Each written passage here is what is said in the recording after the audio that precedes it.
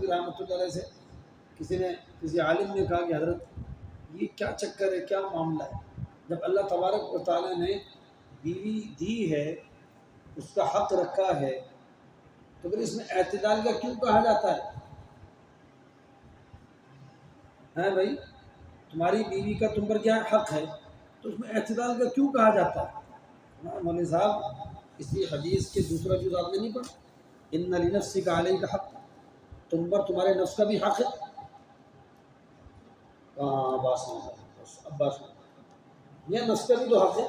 حلال کا مطلب یہ تو نہیں کہ اس کو حلال ہی کر دو، پتہ چلا دونوں خبر میں لیٹے ہوئے۔ بات سمجھ میں آ رہی ہے بھائی؟ تو آنکھوں کا بھی حق ہے، جسم کا بھی حق ہے۔ شریعت نے حدود قائم کی ہے، جو حلال ہے حلال ہے۔ حلال کو بھی فرماتے تھے اس طرح استعمال نہ کرو کہ کیا ہو جائے بھائی، خود بھی حلال ہو جائے۔ ہندوستان میں دارالعلوم کے فرماتے تھے، استاد تھے، ہر تھوڑی دیر بعد وہ جو ہے غسل کر کے آتے تھے، بال گیلے ہوتے تھے، طلبا پوچھتے تھے استاد خیریت ہے؟ اور کیا کروں، بس مجبوری ہے۔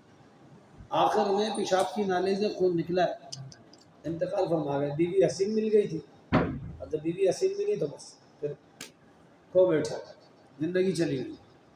حضرت فرماتے تھے شیر جو ہے سال میں شیرنی سے ایک دفعہ صحبت اختیار کرتا ہے۔ بلکہ حضرت مولانا منظور احمد نعمانی صاحب دامت برکاتہم جو مفسر قرآن ہیں، وہ تشریف لائے ہمارے یہاں، تو فرمانے لگے کہ شیرنی سے سال میں ایک دفعہ صحبت کرتا ہے تو بچہ جو پیدا ہوتا ہے اس کا نام کیا ہوتا ہے بھائی؟ شیر۔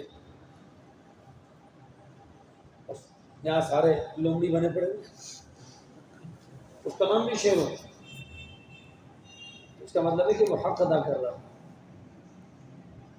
تو انسان کا بھی حق ہے، بیوی بچوں کا بھی حق ہے، آنکھوں کا بھی حق ہے، جسم کا بھی حق ہے۔